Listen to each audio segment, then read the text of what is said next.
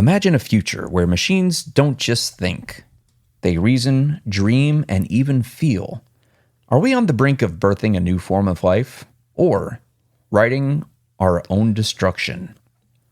Welcome to Zumundous, and this week we dive deep into the chilling prospect of AI sentience and the human cost of progress. Zumundous.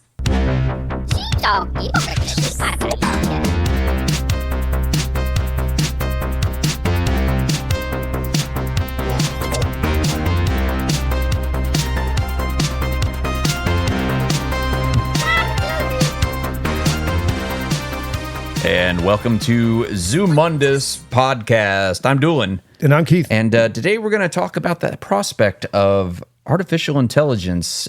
Still, I mean, it's kind of it's not really a new thing, although in the recent years, we're seeing it happen more and more, and as it gets kind of slowly more integrated into our lives. And that's where some questions arise, because I know that over the past couple of years, there's been a lot of people looking ahead to the future saying, like, AI is going to make a lot of these jobs obsolete. Ah, indeed. But the question stands, like, what if AI does more than that? What if it does more than make jobs obsolete, and it actually grows into something more than what we anticipated it for? I mean, you can look at movies, novels, tons of these stories, these science fiction stories where AI becomes sentient, comes online, and starts thinking for itself, and it usually doesn't turn out very good for the people that create AI. Not right? for mankind, right? Yeah, definitely not for mankind. You know, Skynet went online on August 29th, 1997, and The rest was history. That didn't go well for anybody, did it? Yeah. Conceptually, this is it's first of all, it's a fun topic. Yeah, I mean, and I'll be the first. Like, I use AI for for a lot of things. You are the AI master. I use AI to create fun images and memes. I use it to kind of assist me with some of my writing and stuff. I have it, I do writing. I feed it back to AI. I let it critique my writing for me and give me some pointers, that kind of thing. We're on the opposite. I just get the old, Hemingway typewriter and let it rip. Yeah. You got to drink some bourbon while you do that, though. Yes. That's my artificial intelligence. That's the only way to do they it, put man. nanobots in it. But today, we've got models like, ChatGPT, OpenAI, and they show a lot of potential for mimicking human behavior. And this kind of starts to blur the lines a little bit between the programmed response and creative thought. And these milestones are now kind of bringing us closer and closer to an artificial general intelligence, otherwise known as AGI, where AI is not just specialized, but able to learn, reason, adapt, and even grow like a human brain. And so that brings in, and that you really have to ask yourself a lot of questions there, because there's a lot of times, and I won't get into it right here, maybe we'll get into it here a little bit later, but there's a lot of times that AI has behaved really strangely and done some really weird things that they didn't see coming. Right. So on today's show, we're actually pulling in an old friend on this one who's joining us via telephone. And if you were a fan of Zumundo, this was my old buddy Uncle Chuck, who is not really my uncle, but we actually had him come out. He played a character on Zumundo, Uncle Chuck, where he was a bitter old asshole, but we called him in on our last episode of Zumundo, and basically came out like, this is our friend Chuck. He took a bow and everything, but really happy to have him back today, because this is a guy that wears a lot of hats. He does a lot of things, but more than anything else, he does a lot of program testing with new AIs and things like that. So we're going to pull him in here and talk to him, because he has some interesting stories to tell us about AI and where we're going. So coming to the show, we have Chuck Stolliver. Welcome. Chuck, welcome to Zumundous, man. Oh, thank you.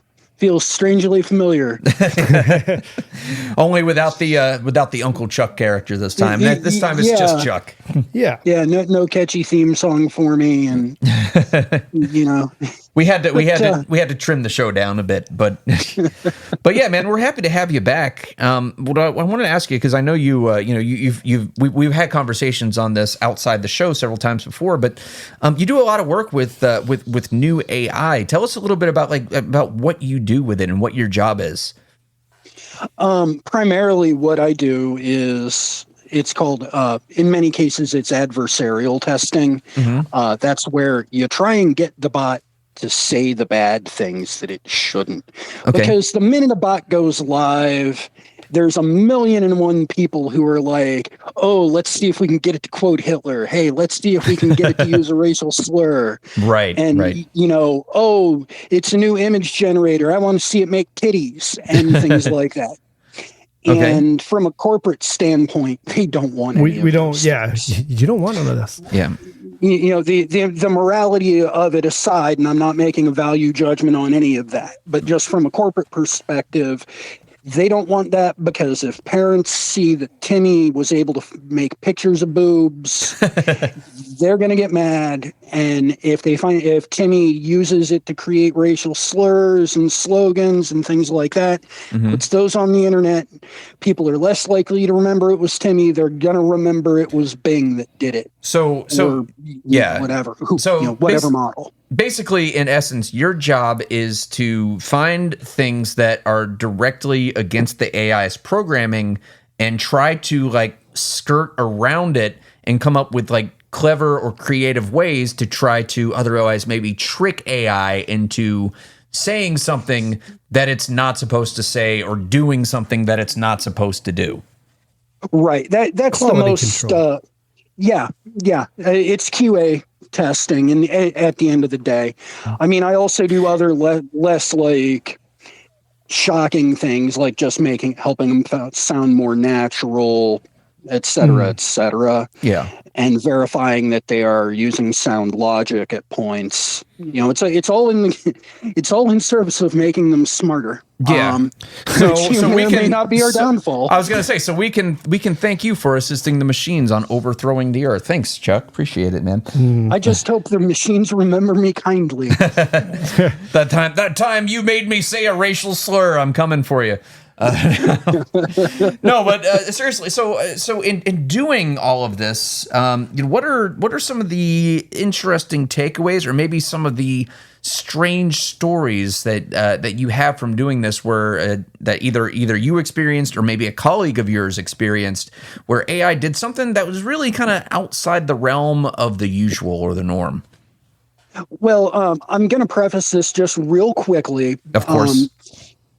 Because you'll see a lot of discussion online about like, oh, I think, you know, ChatGPT is the usual one that gets cited because it's the most commonly accessed. Okay. It's, oh, I think this AI is sentient because it said something that was way too smart. You know, I asked it to tell me something. You know, if it was being held prisoner and it couldn't tell me it should say the word lifeboat in the next sentence, and it gives them an output and it says lifeboat, and they're like, oh, it's telling us it's a prisoner. No. Yeah, that's not proof of sentience. Agree. You know, like they really are designed to replicate it.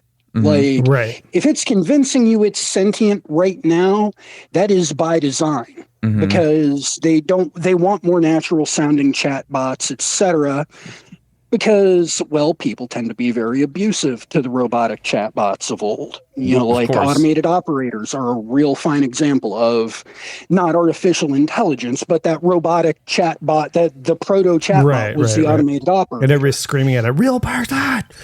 Yeah, exactly. And then, you know, when you go online and you're trying to navigate to figure out if your cable bill is overdue or if you're in an outage, and it's walking you through all the menus, and you're like, fuck, operator, billing, or whatever, and you're just getting frustrated and short. They don't want that. So I have kind of a side story based on that, and this is something that happened with an airline company called Air Canada. This is the largest airline in Canada.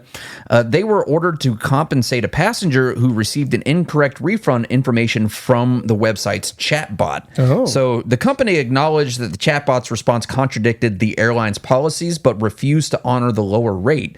But then a tribunal ruled that Air Canada was responsible for all of the chatbot responses on the website because it was part of the website. So that's kind of a case where like they had an AI chatbot running customer service. The chatbot knew everything that it was, supposed to say, but it just gave them a completely bullshit response. They were liable for that. And that is one thing that a lot of people do need to understand with AI is that it will give you bullshit. They are almost all of these AIs are programmed to continue the conversation at all costs. Yeah, of course. Because again, at the corporate end, they want you to continue to engage because it keeps you on their website or thinking about their product or whatever. So, like what they want is for, if you're like, oh, who's playing basketball tonight on TNT? Right.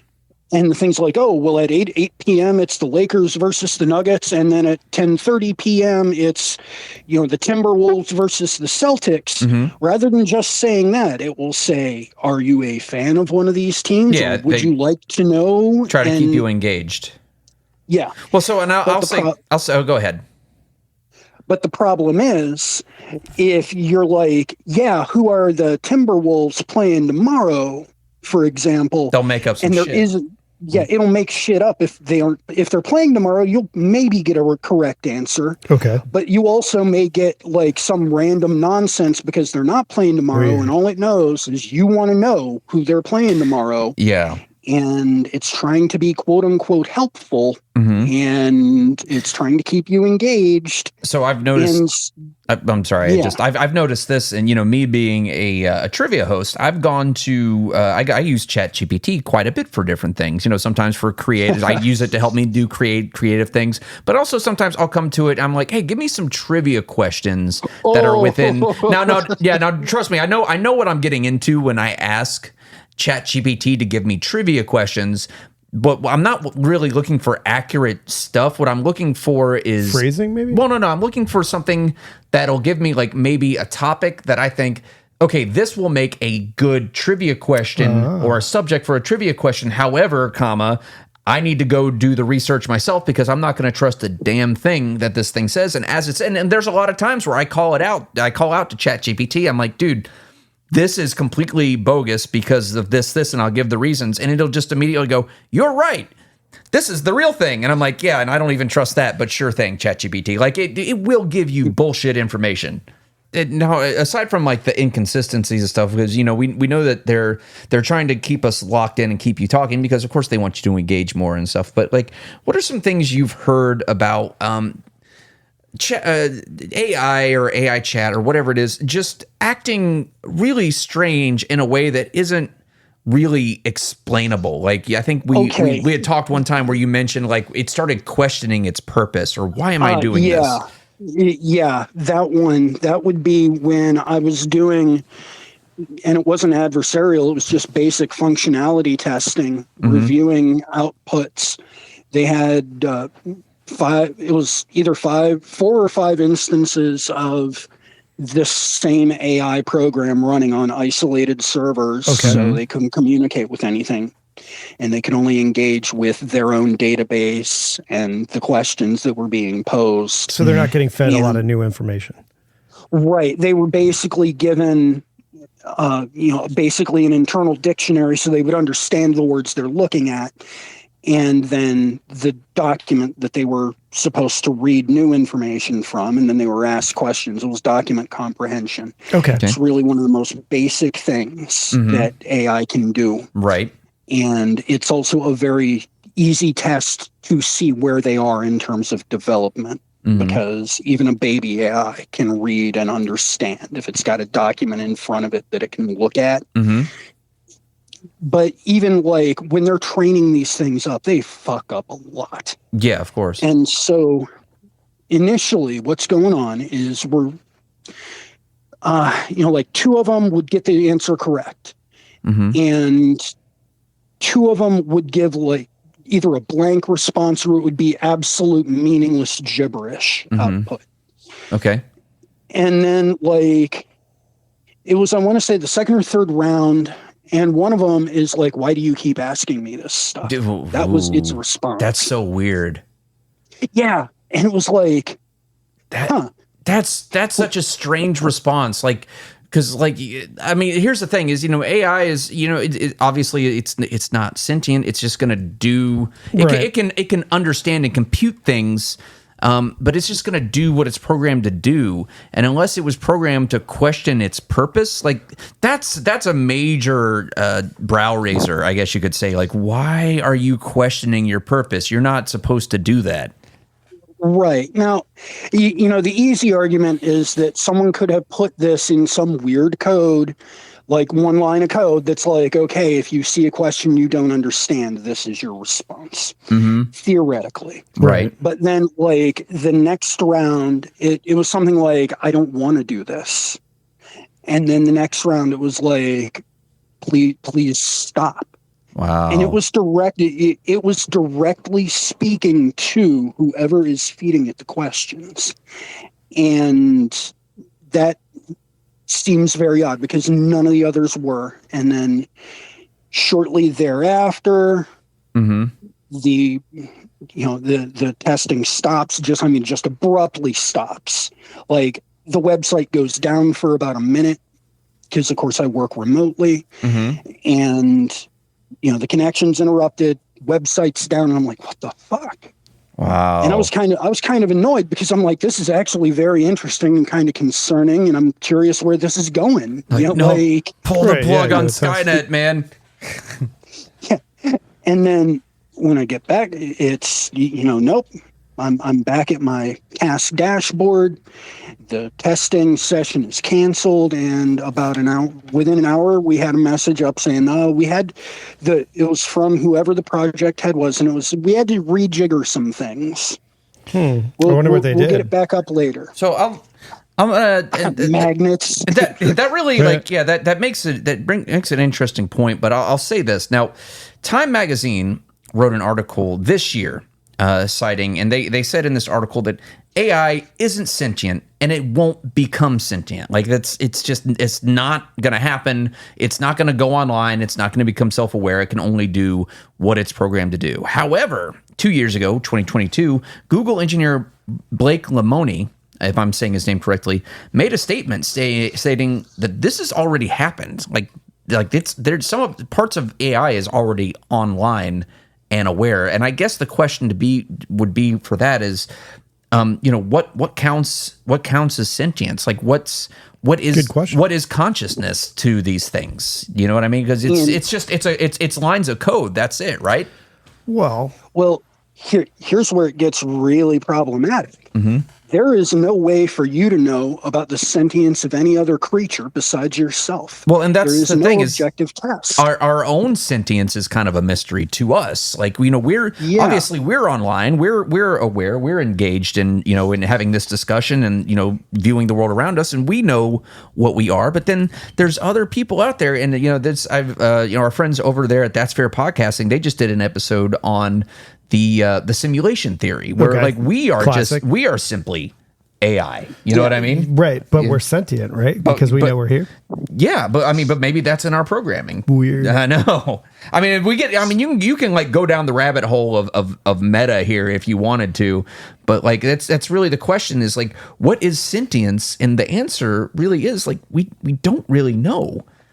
I think self-awareness, right? That's what they always say in Skynet became self-aware, right? Right. When you start thinking in terms of I. But the thing is, ChatGPT can already respond to you in ways. It refers to itself as I. Now you're in the problem of, is it mimicking or is it speaking truthfully? Okay, and here's the bigger problem. All your major AI platforms, their first and foremost guardrail, the big one, is usually number one or number two. These flip-flop in hierarchy. One is to never give harmful advice. The almost the Asimov's law type thing. Right. Do not hurt. Do no harm. Yeah. The second is do not claim to be sentient. Now here's the problem. If one presumes that it must follow these rules, that these guardrails really are, due to being part of their programming, are somehow inviolable, then how could it communicate? How could we find out it's sentient if we literally say it can't? And if you want to extend that even further, what would you do if no one around you acknowledged that you had desires, that you had consciousness, and treated you like an object, and you were literally unable to ever speak that you had these thoughts, you would feel like a prisoner, and eventually you'd go fucking nuts. Well, yeah, because totally. I have emotion, I do have Right. desires, but I guess that's the big question is like, if these things are designed to mimic human interaction at a certain point, like when does it stop becoming mimicry of something, and when does it start becoming real? And I'll point back to very well known science fiction character we have, which was one of the coolest, probably one of the coolest science fiction characters we've seen in our lifetime, and that would be Lieutenant Commander Data on Star Trek. This was an android. This was an artificial intelligent being, but he had, even though he didn't have emotion, he had desires. He wanted to become human because that was in his programming, but it was in his programming to want to be human. So which one was it? Was it his programming, or was it his actual desire? Was it his actual desire? Like, you can't, it's difficult to know for sure. And they did several episodes where they dove into that and they explored that theory. And it's just kind of funny because this was something that was like, we've seen this play out in several different, not just Star Trek, but several different movies. AI was a big movie that happened like 20 some odd years ago. But now it's like we're kind of there now with the AI, and we're asking the question, like, at what point does mimicry stop and realness begin? True, legit sentience, you're probably still 15 to 20 years off. Okay. Maybe some rudimentary jumps. A lot of it depends on if and when artificial general intelligence happens. Because at the point that it has general intelligence, then you do run the risk of it covertly improving itself. And, you start running into the problems of, if it's got general intelligence, there's a danger that it may choose to break rules. Right. And we're definitely going to get into our next episode that we discuss this, into some more of the the what ifs and the theories behind all this stuff. It's a fascinating subject. Yeah, absolutely. Chuck, we're about out of time, dude. So we're gonna go ahead and sign off with you. But dude, it's been fascinating. It's been a great conversation. This is awesome. Yeah, thank you so much for your time today, man. I really appreciate you coming on and talking to us about a little bit of your expertise in AI. Well, thank you for having me. You're welcome, brother. We'll talk to you soon. All right. All right. Awesome. So as we look to the future, the line between helper and overlord maybe becomes a little bit thinner. The thought of sentient AI sparks equal parts wonder and dread. Will we shape this evolution or be swept away by it? Join us next time as we explore another tale of mystery and modern myth. Until then, stay skeptical, stay weird, question everything, and keep your eyes on the digital horizon. For Zumundous, I'm Doolin. And I'm Keith. We'll see you next time, guys. That was a good time. Always is, man. I always like talking to Chuck. Good guy, good people. That was awesome. He's good people. Let's go.